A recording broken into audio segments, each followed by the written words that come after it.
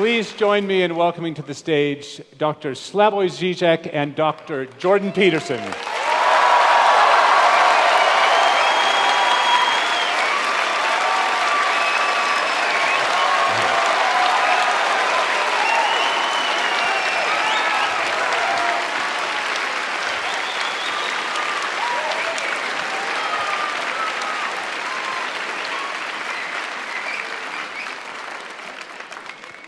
Just a few words of introduction.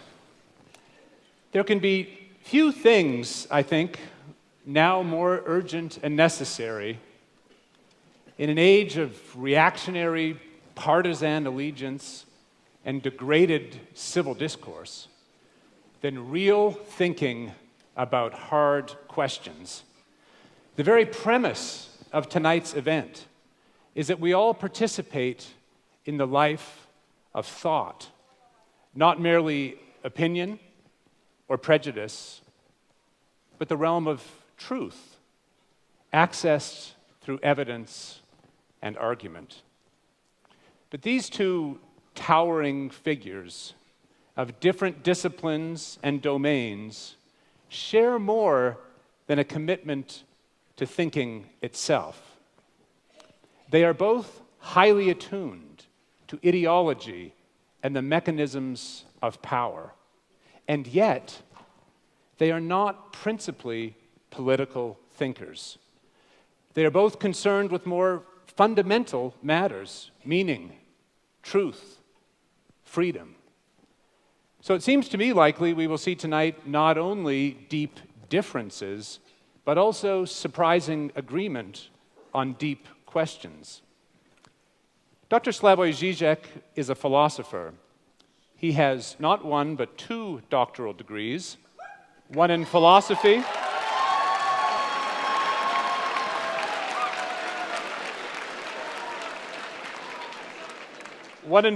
from the University of Ljubljana, and a second in psychoanalysis from University...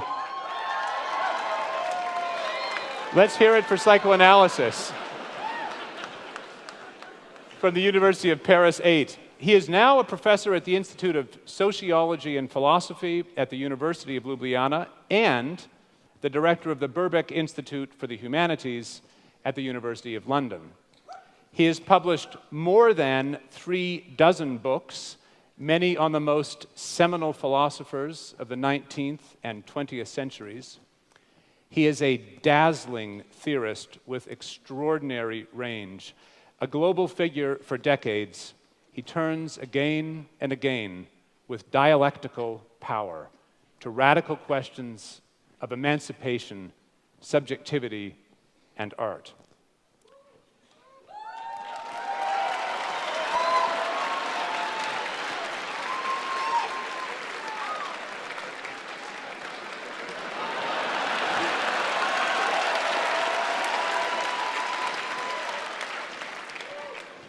Dr. Jordan Peterson is an academic and clinical...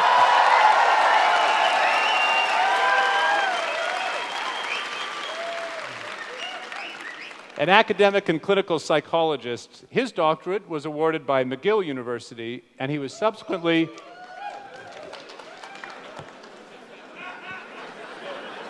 We got some McGill graduates out here.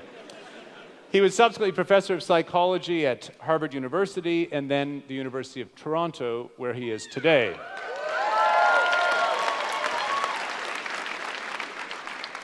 The author of 2 books and well over 100 academic articles, Dr. Peterson's intellectual roots likewise lie in the 19th and early 20th centuries, where his reading of Nietzsche, Dostoevsky, and above all, Carl Jung, inform his interpretation of ancient myths, of 20th century totalitarianism, and especially his endeavor to counter contemporary nihilism. His 12 Rules for Life is a global bestseller, and his lectures and podcasts are followed by millions around the world.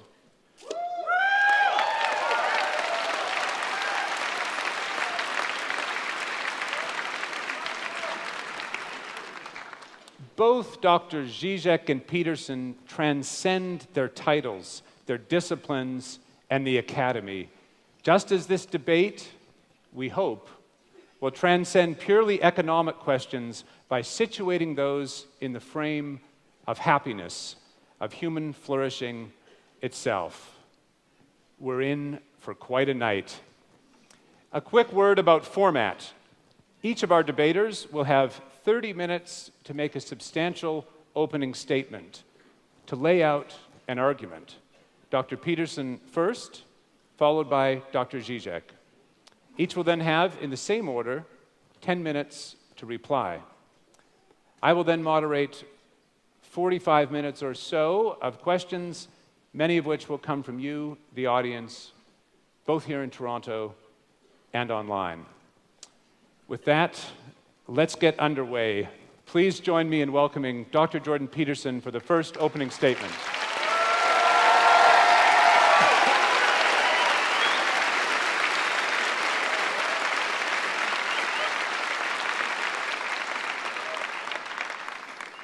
Well, thank you for that insanely enthusiastic welcome for the entire event and also for being here. I have to tell you first that this event, and I suppose my life in some sense, hit a new milestone that I was just made aware of by a stagehand today backstage, who informed me that last week the tickets for this event were being scalped online at a higher price than the tickets for the Leafs playoff games.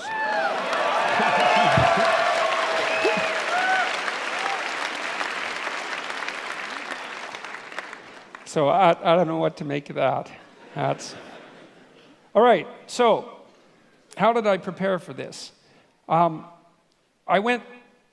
familiarized myself to the degree that it was possible with Slavoj Zizek's work, and that wasn't that possible because he has a lot of work and he's a very original thinker, and this debate was put together in relatively short order. And what I did instead was return to what I regarded as the original cause of all the trouble, let's say, which was the Communist Manifesto. And what I attempted to do, because that's Marx, and we're here to talk about Marxism, let's say, and what I tried to do was read it. And to read something, you don't just follow the words and follow the meaning, but you take apart the sentences and you ask yourself at this level of phrase and at the level of sentence and at the level of paragraph, is this true? Are there counter-arguments that can be put forward that are credible? Is this solid thinking? And I have to tell you, and I'm not trying to be flippant here, that I have rarely read a tract. Now, I read it when I was 18. It was a long time ago, right? That's 40 years ago. But I've rarely read a tract that made as many errors per sentence, conceptual errors per sentence, as the Communist Manifesto. It was quite a miraculous reread. It was interesting to think about it psychologically as well, because I've read student papers that were of the same ilk in some sense, although I'm not suggesting that they were of the same level of glittering literary brilliance and polemic quality. And I also understand that the Communist Manifesto was a call for revolution and not a standard logical argument. But that notwithstanding, I have some things to say about the authors psychologically. The first thing is that it doesn't seem to me that either Marx or Engels grappled with this particular fundamental truth, which is that almost all ideas are wrong. And so and it doesn't matter if they're your ideas or someone else's ideas, they're probably wrong. And even if they strike you with the force of brilliance, your job is to assume, first of all, that they're probably wrong, and then to assault them with everything you have in your arsenal and see if they can survive. And what struck me about the Communist Manifesto was it was akin to something Jung said about typical thinking, and this was the thinking of people who weren't trained to think. And he said that the typical thinker has a thought, it appears to them like an object might appear in a room. The thought appears, and then they just accept it as true. They don't go the second step, which is to think about the thinking. And that's the real essence of critical thinking. And so that's what you try to teach people in university, is to read a text and to think about it critically, not to destroy the utility of the text, but to separate the wheat from the chaff. And so what I tried to do when I was reading the Communist Manifesto was to separate the wheat from the chaff. And I'm afraid I found some wheat, yes, but mostly chaff. And I'm going to explain why, hopefully in relatively short order.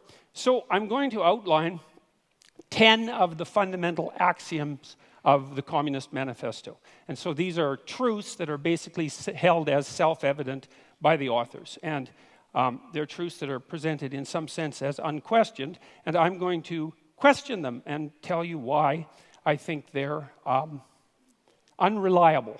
Now, we should remember that this tract was actually written 170 years ago. That's a long time ago.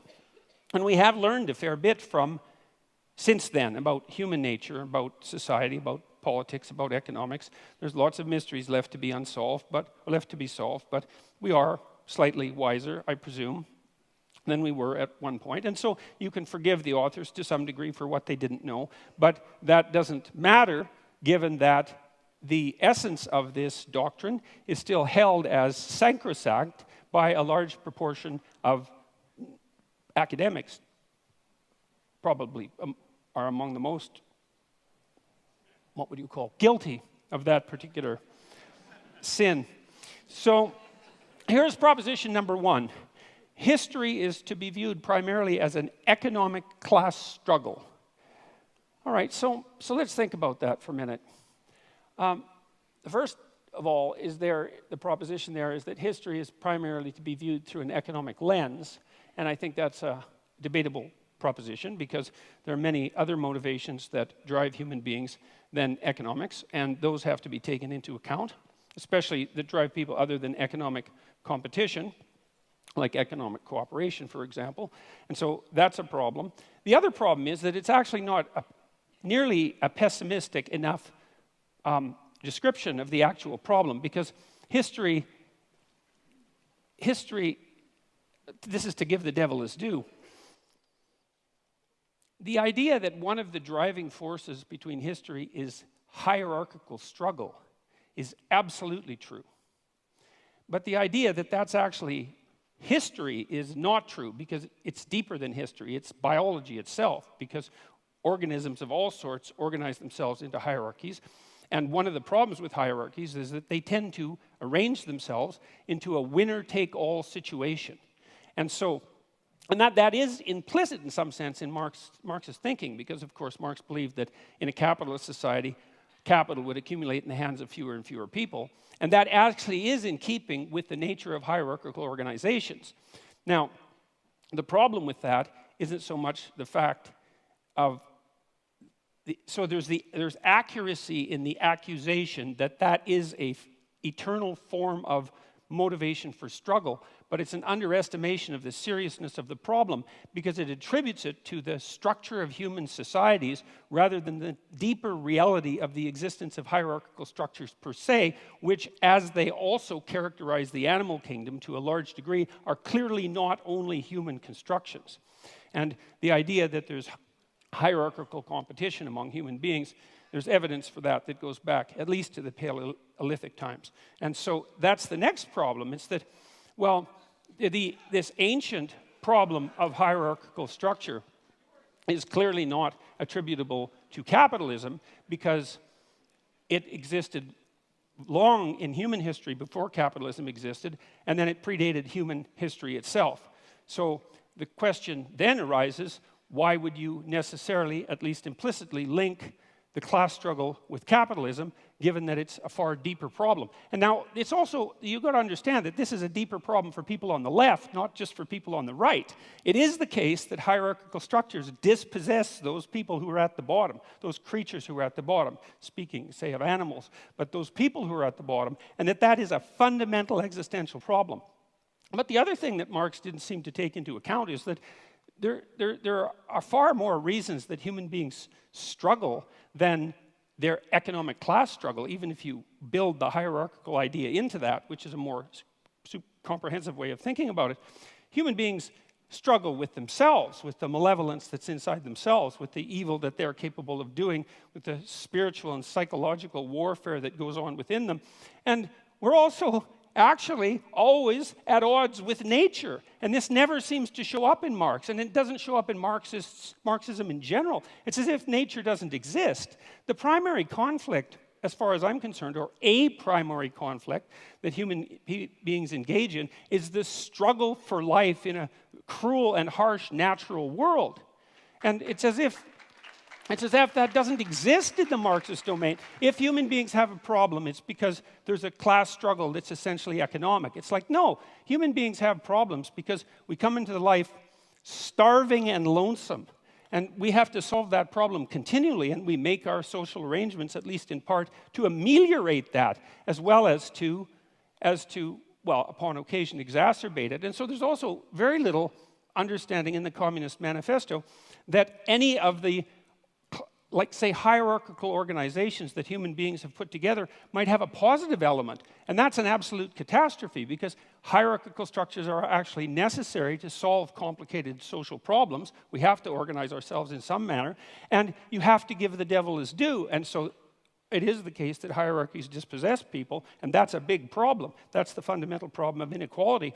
But it's also the case that hierarchies happen to be a very efficient way of distributing resources. And it's finally the case that human hierarchies are not fundamentally predicated on power.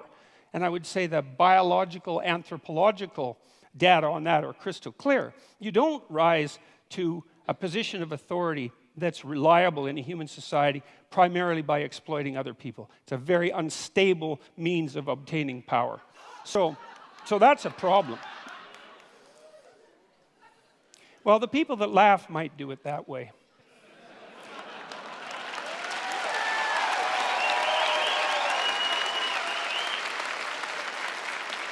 Okay, now another problem that comes up right away is that Marx also assumes that you can think about history as a binary class struggle with clear divisions between, say, the proletariat and the bourgeoisie.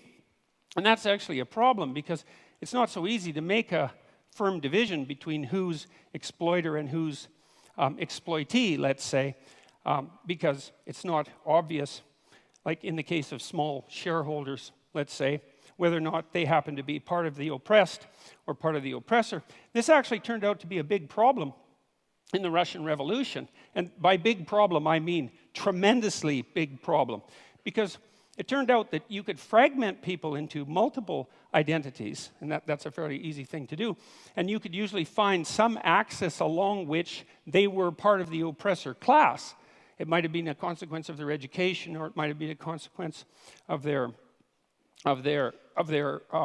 wealth that they strived to accumulate during their life, or it might have been a consequence of the fact that they had parents or grandparents who were educated or rich, or that they were a member of the priesthood, or that they were socialists, or anyways, the listing of how it was possible for you to be bourgeois instead of proletariat grew immensely, and that was one of the reasons that the Red Terror claimed all the victims that it claimed. And so that was a huge problem. It was probably most exemplified by the demolition of the kulaks, who were basically peasant farmers, although effective ones in the Soviet Union, who had managed to raise themselves out of serfdom over a period of about 40 years and to gather some degree of material security about them. And about 1.8 million of them were exiled. About 400,000 were killed, and the net consequence of that removal of their private property because of their bourgeois status was arguably the death of 6 million Ukrainians in the famines of the 1930s. And so the binary class struggle idea, that was a bad idea. That was a very, very bad idea. It's also bad in this way, and this is a real sleight of hand that Marx pulls off, is you have a binary class division, proletariat and bourgeoisie, and you have an implicit idea that all of the good is on the side of the proletariat and all of the evil is on the side of the bourgeoisie. And that's classic group identity thinking. You know, it's one of the reasons I don't like identity politics, is because once you divide people into groups and pit them against one another, it's very easy to assume that all the evil in the world can be attributed to one group, the hypothetical oppressors, and all the good to the other. And that... Well, and that's naive. That's naive beyond comprehension, because it's absolutely foolish to make the presumption that you can identify someone's moral worth with their economic standing. So, and that actually turned out to be real problem as well, because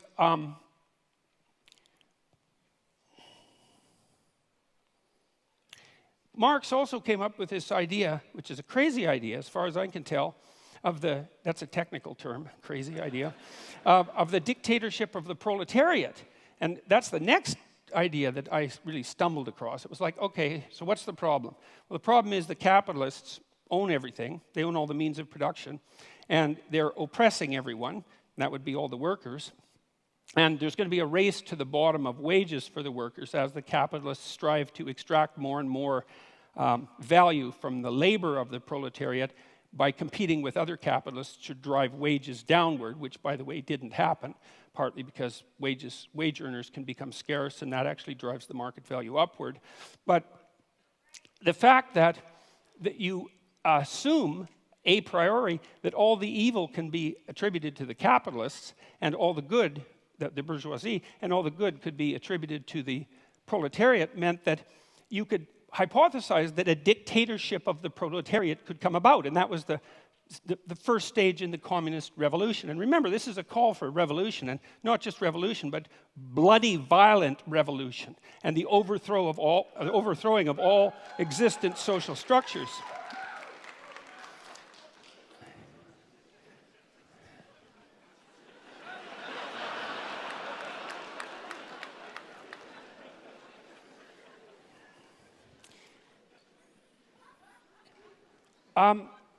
Anyways, the problem with that, you see, is that because all the evil isn't divided so easily up into oppressor and oppressed, that when you do establish a dictator of the proletariat to the degree that you can do that, which you actually can't because it's technically impossible and an absurd thing to consider to begin with, not least because of the problem of centralization. I mean, you have to hypothesize that you can take away all the property of the capitalists.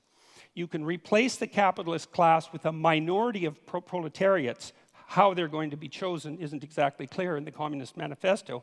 But none of the people who are from the proletariat class are going to be corrupted by that sudden access to power because they're, well, by definition, good. So then you have the good people who are running the world, and you also have them centralized so that they can make decisions that are insanely complicated to make, in fact, impossibly complicated to make. And so that's a failure conceptually on both dimensions because, first of all the proletariat aren't going to be good, and when you put people in the same position as the evil capitalists, especially if you believe that social pressure is one of the determining factors of human character, which the Marxists certainly believe, then why wouldn't you assume that the proletariat would immediately become as or more corrupt than the capitalists, which is, of course, I would say exactly what happened every time this experiment was run. And then the next problem is, well, what makes you think that you can take some system as complicated as, like, capitalist free market society and centralize that and put decision-making power in the hands of a few people, the mechanisms without specifying the mechanisms by which you're going to choose them? Like, what makes you think they're going to have the wisdom or the ability to do what the capitalists were doing, unless you assume, as Marx did, that all of the evil was with the capitalists and all the good was with the proletariats, and that nothing that capitalists did constituted valid labor, which is another thing that Marx assumed, which is palpably absurd, because people who are, like, maybe if you're a dissolute aristocrat from 1830 or earlier, and you run a feudal estate and all you do is spend your time gambling and chasing prostitutes, well, then your labor value is zero. But if you're running a business and it's a successful business, first of all, you're a bloody fool to exploit your workers, because even if you're greedy as sin, because you're not going to extract the maximum amount of labor out of them by doing that. And the notion that you're adding no productive value as a manager rather than a capitalist it's absolutely absurd. All it does is indicate that you either know nothing whatsoever about how an actual business works, or you refuse to know anything about how an actual business works. So that's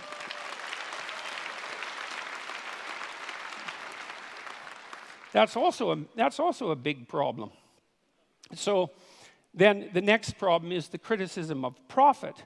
It's like, well, what's wrong with profit exactly? What's the problem with profit? Well, the idea from the Marxist perspective was that profit was theft. But profit, well, can be theft because crooked people can run companies, and so sometimes profit is theft, but that certainly doesn't mean that it's always theft.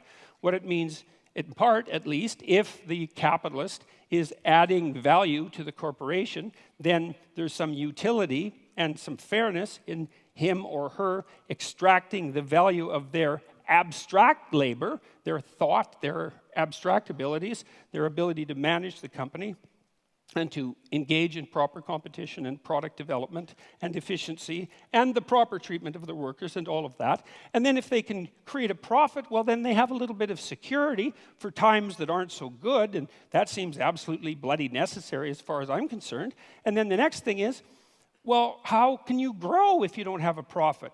And if you have an enterprise that's valuable and worthwhile, and some enterprises are valuable and worthwhile, then it seems to me that a little bit of profit to help you grow seems to be the right approach.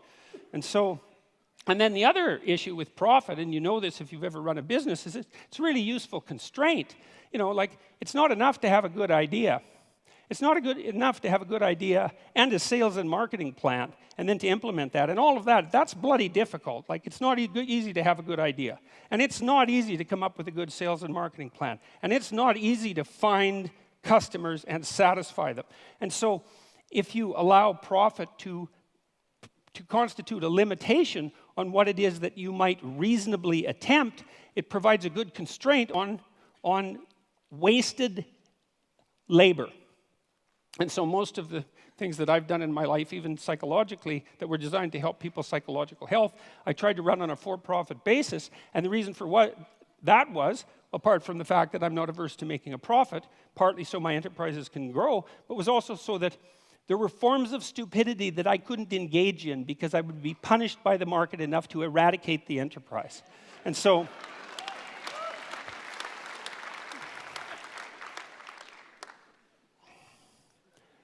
Okay, and then so the next issue, this is a weird one.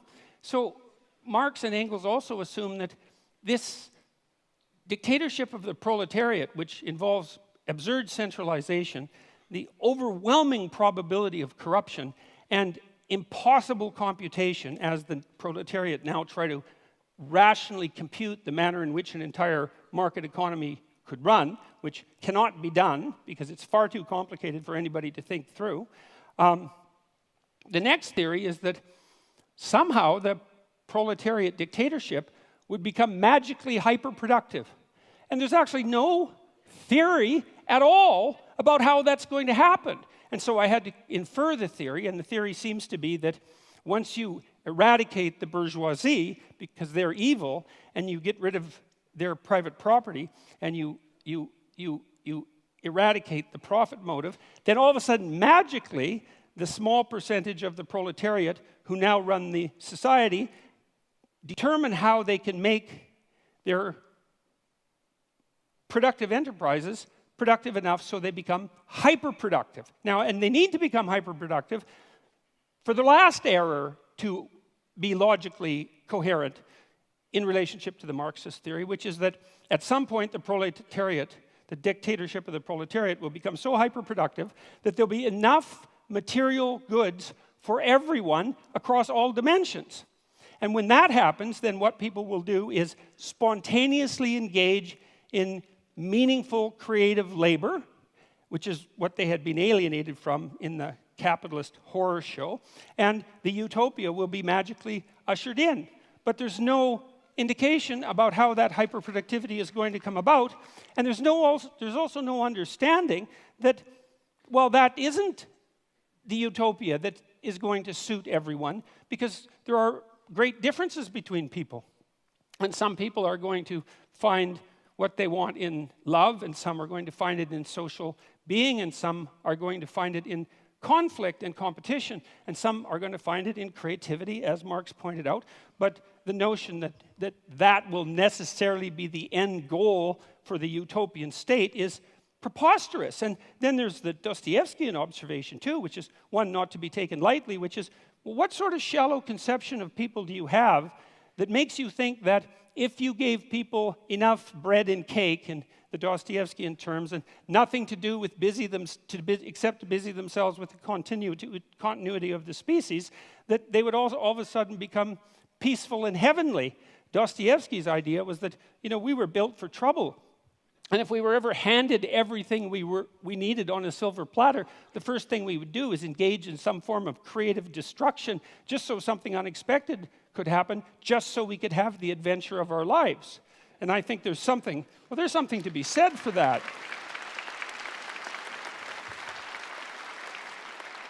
So, and then the last error, let's say, although by no means the last, was this, and this is one of the strangest parts of the Communist Manifesto, is Marx admits, and Engels admit repeatedly in the Communist Manifesto, that there has never been a system of production in the history of the world that was as effective at producing material commodities in excess than capitalism.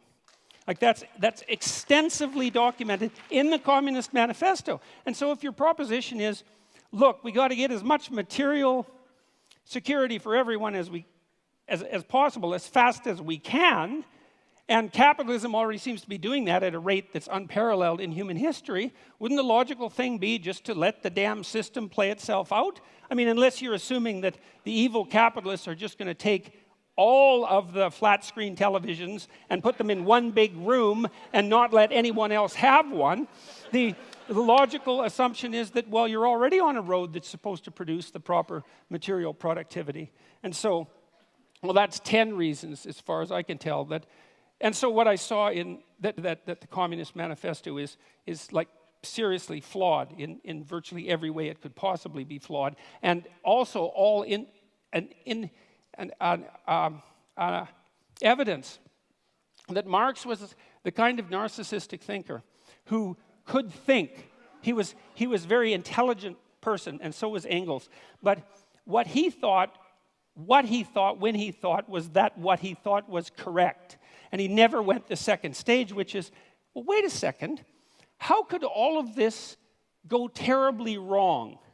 And if you're a thinker, especially a sociological thinker, especially a thinker on the broad scale, a social scientist, for example, one of your moral obligations is to think, you might be wrong about one of your fundamental axioms, or 2 or 3 or 10, and as a consequence, you have the moral obligation to walk through the damn system and think, well, what if I'm completely wrong here and things invert and go exactly the wrong way? And I just can't understand how anybody could come up with an idea like the dictatorship of the proletariat, especially after advocating its implementation with violent means, which is a direct part of the Communist Manifesto, and actually think, if they were thinking, if they knew anything about human beings and the proclivity for malevolence that's part and parcel of the individual human being, that could do anything but lead to a special form of hell, which is precisely what did happen. And so I'm going to close, because I have 3 minutes, with a bit of evidence as well that Marx also thought that what would happen inevitably as a consequence of capitalism is the rich would get richer and the poor would get poorer. So there would be inequality. The first thing I'd like to say is we do not know how to set up a human system of economics without inequality. No one has ever managed it, including the communists. And the form of inequality changed, and it's not obvious by any stretch of imagination that the free market economies of the West have more inequality than the less free economies in the rest of the world. And the one thing you can say about capitalism is that although it produces inequality, which it absolutely does, it also produces wealth, and all the other systems don't. They just produce inequality.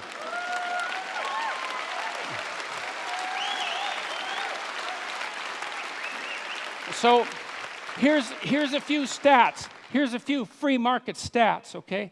From 1800 to 2017, income growth adjusted for inflation grew by 40 times for production workers and 16 times for unskilled labor. Well, GDP rose by a factor of about 0.5 from 1 AD to 1800. So from 1 AD to 1800 AD, it was like nothing, flat. And then all of a sudden, in the last 200 117 years, there's been this unbelievably upward movement of wealth. And it doesn't only characterize the tiny percentage of people at the top who, admittedly, do have most of the wealth. The question is, not only, though, what's the inequality? The question is, well, what's happening to the absolutely poor at the bottom? And the answer to that is, they're getting richer faster now than they ever have in the history of the world. And we're eradicating poverty in countries that have adopted moderate free market policies at a rate that's unparalleled. So here's an example. One of the UN millennial goals was to reduce the rate of absolute poverty in the world by 50% between 2000 and 2015. And they defined that as $1.90 a day. Pretty low, you know, but you have to start somewhere. We hit that at 2012, 3 years ahead of schedule. And you might be cynical about that and say, well, it's kind of an arbitrary number, but the curves are exactly the same at $3.80 a day and $7.60 a day. Not as many people have hit that, but the rate of increase towards that is the same. The bloody UN thinks that we'll be out of poverty defined by $1.90 a day by the year 2030. It's unparalleled. And so the rich may be getting richer, but the poor are getting richer too. And that's not the... Look, I'll leave it at that because I'm out of time. But I'll leave it with this.